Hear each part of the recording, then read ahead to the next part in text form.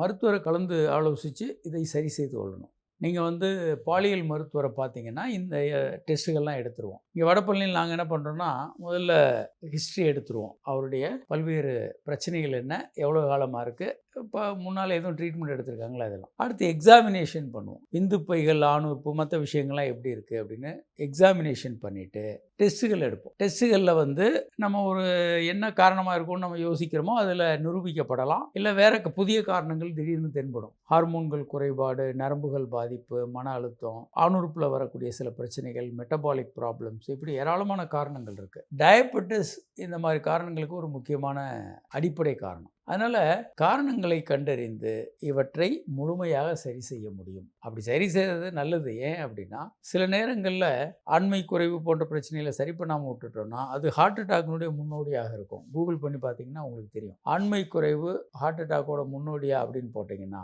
ஒரு 4000 ஆய்வுகள் வரும். அது முன்னோடி. ஆண்மை குறைவு வந்தாலே முழுமையான செக்கப் எடுக்கணும், ஹார்ட் அட்டாக் வருதான்னு பார்க்கணும். அந்த மாதிரி வர மாதிரி இருந்தால் அதுக்கான ட்ரீட்மெண்ட் எடுக்கணுன்றது அடிப்படையான தகவல். அதனால் இந்த முழு செக்கப் பண்ணி சரி பண்ணிக்க வேண்டியது அவசியம்.